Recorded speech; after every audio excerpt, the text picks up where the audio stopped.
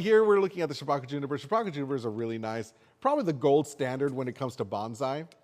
But they're really solid.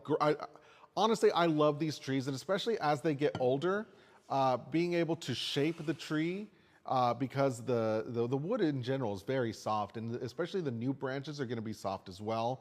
So you're going to be able to shape them in whatever position you want. It is one of those trees that if you have an idea, you really got to plan ahead. You really do got to plan ahead as far as like, okay, if I put this branch here, new branches should come in, I prune most of them, and then hopefully I'll get one that's going this way, and just whatever you want to do, you know? These are definitely the gold standard in bonsai. Let's look at the Chinese elm. There we go. So the Chinese elm is a very interesting tree. And I say that because, most trees usually require, a winter dormancy, which this one does do a winter dormancy if you let it. So most trees usually require the weather to get a lot colder, then it's going to drop its leaves and just rest up for the fall. And this one can do that. However, where if you leave, let's say you kept your tree indoors, right?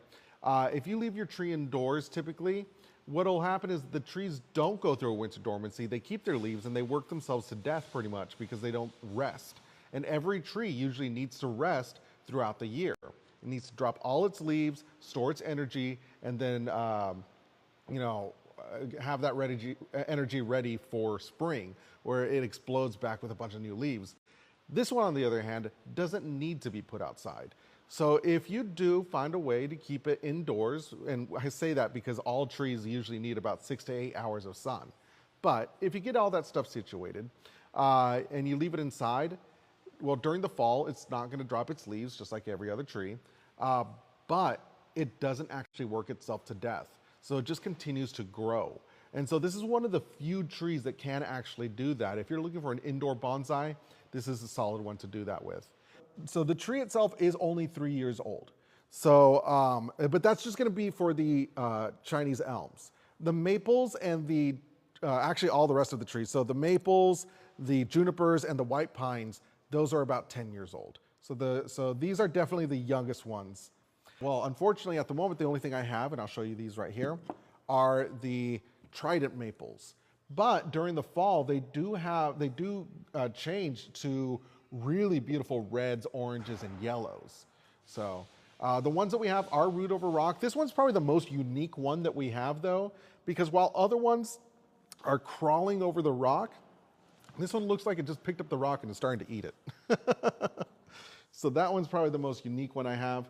I also have, this is what they typically look like right here. So I'll put them both on screen. And during the fall, they're going to start changing colors to different oranges, yellows, and reds. And it's going to look absolutely gorgeous.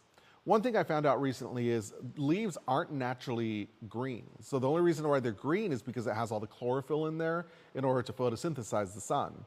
But, the reason that they turn, the different colors during the fall is because the tree itself, senses that it's getting colder, so it brings in all the chlorophyll back into its system and it drops the leaves. And so like when all that chlorophyll leaves, the leaves show their true colors, which again, are like yellows, oranges, like reds, and you're gonna get the full spectrum here and it looks absolutely gorgeous in the fall.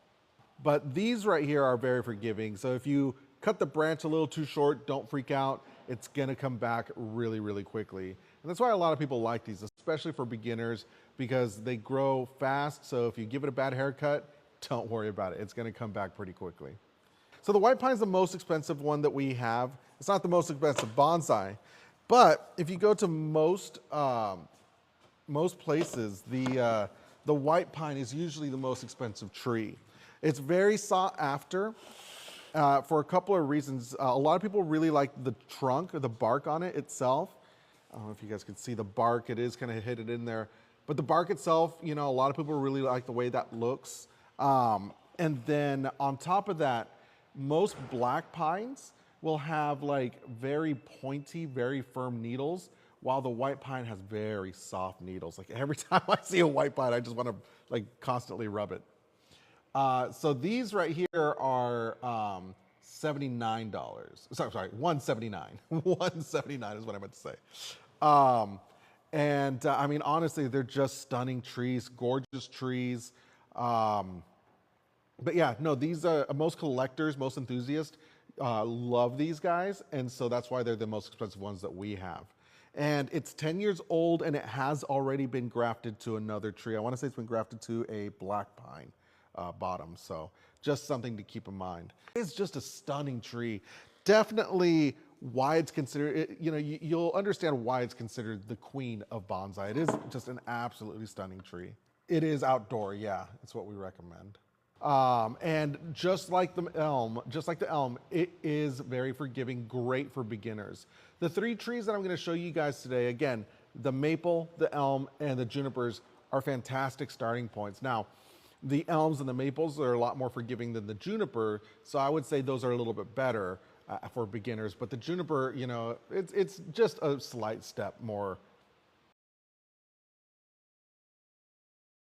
And as far as watering goes, the easiest way to do it is to just keep an eye on the soil. You could rub your finger on the soil itself, and if you pick up any dirt, then it's time to water. Like this right here, this means it's time to water pretty soon. But during the summer, you might need to water twice a day. During the winter, maybe once every 3 days. It's actually, it sounds more complicated than it is, but these are very, very forgiving trees if if you forget to water it a little bit or if you overwater a little bit. As far as lighting goes, 6 to 8 hours of sun is what it usually requires. But what's interesting though, is while every other tree requires it to be outside, mostly because of a winter dormancy, like it needs to feel the cold to drop its leaves, this one can do that, but it doesn't require it. So if you want to leave it as an indoor plant, so long as you keep it near a window where it gets 6 to 8 hours of sun. The only thing, I'm always weary about saying that though, because a lot of windows have been treated with UV protection. And unfortunately, the tree itself does need that full spectrum. You can put a full spectrum grow light above it and it'll be fine. But just something to keep in mind. I will say though, the pot itself is resin, so it's not plastic, so it's not, so it's not ceramic or clay, which would make it heavier, by the way. But it's not ceramic or clay, which I usually recommend.